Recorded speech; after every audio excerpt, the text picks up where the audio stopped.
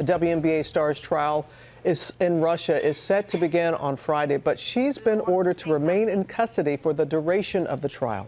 TJ is here with the latest for us. Good morning, TJ. Hey, Robin, good morning to you. We have to go back to February 17th. That was when Brittney Griner was detained in Russia. Since then, her detention has been extended now 4 times. The first time it was for 2 months, the second time a month, the third time 18 days, and this time, Robin, as you mentioned, it has been extended for 6 months.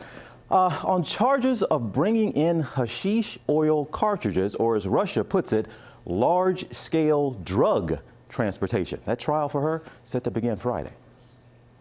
Another setback for WNBA star Brittney Griner, now held in Russia for more than 4 months. A Russian court has extended her detention another 6 months, pending the outcome of her trial, which is set to begin Friday. Brittney, how do you feel?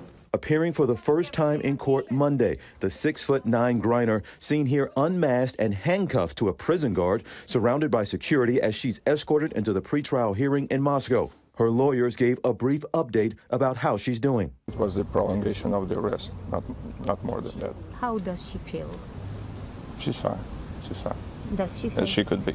In a statement, Griner's reps tell ABC News the fact remains that the U.S. government has determined that Brittney Griner is wrongfully detained and being used as a political pawn. On February 17th, Griner was detained on suspicion of drug smuggling at a Russian airport, when officials say they confiscated vape cartridges containing hashish oil, which is illegal in Russia and punishable by up to 10 years in prison. Griner's international case faces an uphill battle, since fewer than 1% of defendants in Russian criminal cases are acquitted.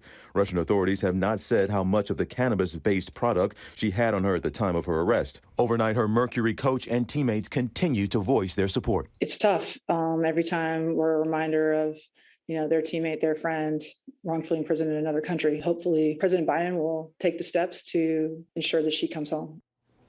And again, this trial now is expected to go maybe a couple of months, but like we mentioned, her detention at least extended for the duration of that trial. And Robin, we always start the stories with WNBA star Brittney Griner, but we might as well start it with American citizen Brittney Griner. There are some 40-plus American citizens who are considered wrongfully detained by the State Department at places around the world. They're working to get them all home, Robin. Keeping them all in mind. You're right about that, TJ. Thank you. Joining us now is our chief legal analyst, Dan Abrams. Fewer than 1% of defendants in Russian criminal cases are acquitted. Yeah.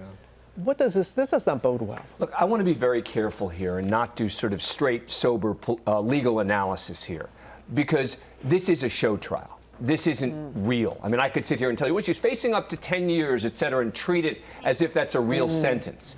None of this is real at this point. She is now being held as a political prisoner. And it is clear to me that if Russia weren't engaging in the sort of atrocities that it's engaging in Ukraine, we would all be talking about this a lot more and saying what an outrage this is. The problem is Russia's engaged in so many outrages right now that it's tough to keep up. This is what is so, there are so many who are outraged in the basketball community, her family and others, but you're right, it is not receiving the attention that it normally would. Wrongfully detained.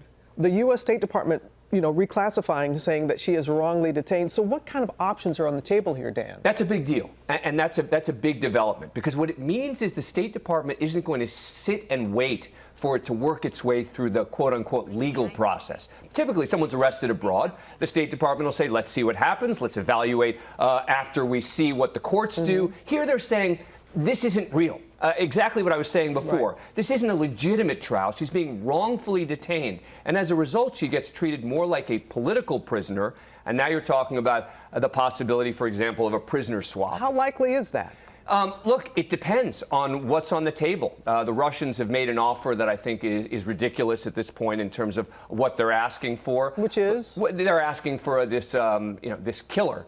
Who was captured in Thailand in 2008, tried to kill American citizens, facing 25 years in prison. I mean, she was talking about whether it's true or not, hashish oil here. I mean, it's very hard to make that sort of comparison. But I will tell you, I think that the government is going to treat her the way she is. She's an American star. I mean, this is not, yes, she's an American citizen, but she's also, someone who, in any other context, we'd be saying an Olympic hero is being held right now in Russia. I think it will be treated as such. And the question is going to be, do the Russians get real in terms of what kind of trade could be made for her. You can understand why the family and friends are so Maddening, frustrated. absolutely maddening for them, based on what they're seeing and these develop. We're going to extend it by this much, and she's going to, and you see her coming in with the cuffs, being treated as if she's some sort of dangerous criminal. All right, Dan. I know we're going to stay on top of this. Absolutely. Appreciate it. Well, hey there, GMA fans. Robin Roberts here. Thanks for checking out our YouTube channel. Lots of great stuff here. So go on, click the subscribe button right over here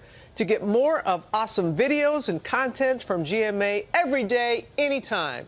We thank you for watching, and we'll see you in the morning on GMA.